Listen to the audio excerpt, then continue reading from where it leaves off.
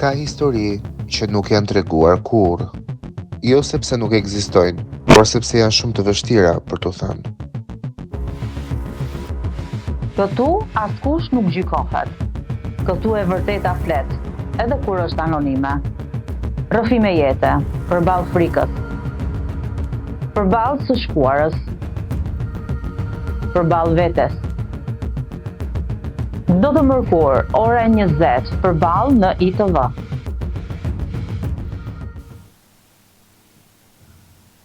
Përshëndetje të nderuar miq. Sonte do të startojmë në puntatën e parë të emisionit Përballë. Sonte në Përballë nuk do të trajtojmë thjesht një histori ndarje. Është një histori heshtje. Një heshtje që ndan një nën nga fëmia i saj. Një heshtje që nuk ka orar, nuk njeh kufi, nuk ka fund. Një grua që sot jeton larg fëmijës së saj, djalit të saj. Një nën që nuk e di nëse djali i saj e dëgjon ende fjalën mami. Para se të flasim për ndarjen, dua të kthehemi pas në kohë. Si ishte jeta juaj në Angli, përpara se gjithçka të ndryshonte? Në fillim ishte një jetë normale. Nuk ishte perfekte, por ishte familje. Punonim, rritnim djalin, kishim rutina. Unë isha shumë e përqendruar te shtëpia. Nuk mendoja për veten time.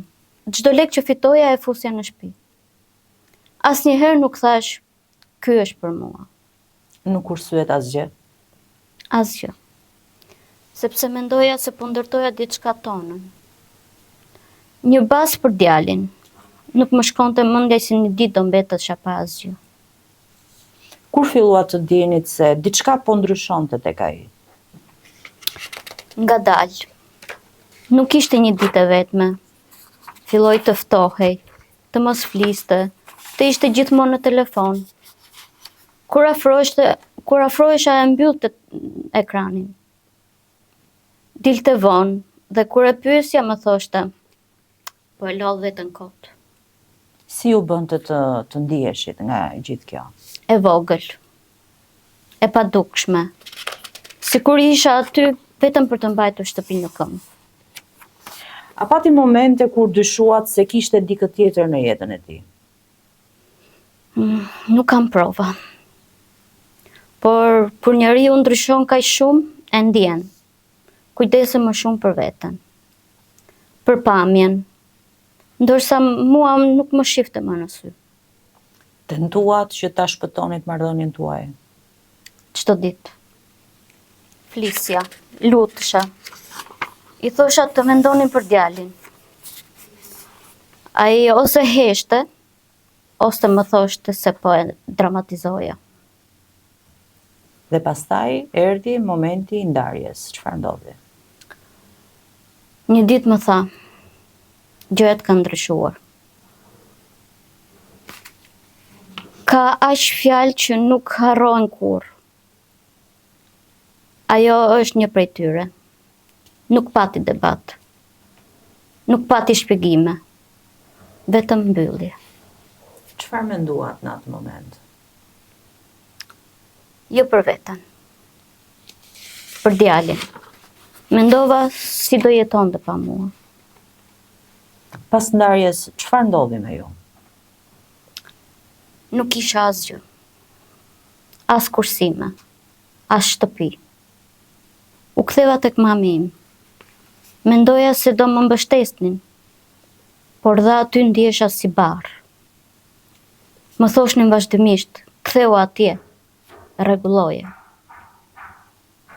Si të ktheheshit pa fëmijën? Pikërisht. Unë nuk kisha më asgjë atje. Dhe djali ishte larg. A ishte kjo periudha më e vështirë e jetës tuaj? Po. Sepse isha vetëm. Pa mbështetje. Pa fëmijën tim. Sot, sa kohë ka që ju ende nuk e shihni fëmijën tuaj? Shumë kohë. Aq sa më dhem ta them. A flisni me të në telefon? Keni komunikim mes njëri tjetrit? Jo. Baba i ti nuk më hap telefonin. Nuk më lejon as ta shoh në video. As kontakt. Si mund ta përballoni këtë çdo ditë? Nuk e përballoj. Vetëm bjetoj.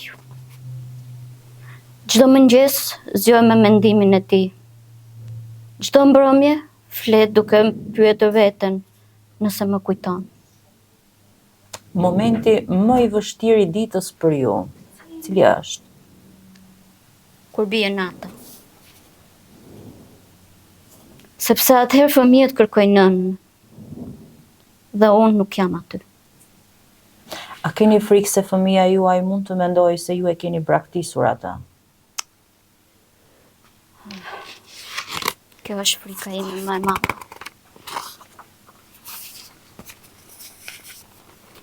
Apo ndiqni rrugë ligjore? Po. Por gjithçka është ngadalë. Avokatët, letra, pritje, ndërkohë koha ikën. Çfarë do të donit më shumë sot? Një telefonat. Një mami. Vetëm kaq. Nëse djali juaj do të dëgjonte sot, çfarë do doje t'i thoje? Që mami nuk hoqi dorë. Që çdo ditë lufton për ta. Kjo histori ende nuk ka një fund. Por këtu kemi një nën që nuk dorëzohet. Sepse dashuria e një prindi nuk ndahet me distancë. Nuk mbyllet me heshtje dhe nuk shuhet në kohë. Faleminderit që ishit sonte me ne në Përballë. Do të shihemi në episode të tjera. Deri atëherë, mirupafshim.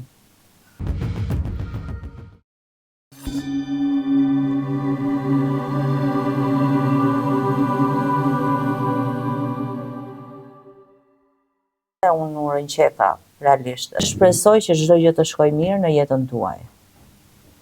Edhe të jetë një plag që të shërohet me kohë, fëmin ta kesh mirë dhe vetë të ndiheni mirë. Shpresoj që çdo gjë të kalojë. Faleminderit. Të përqafohemi po.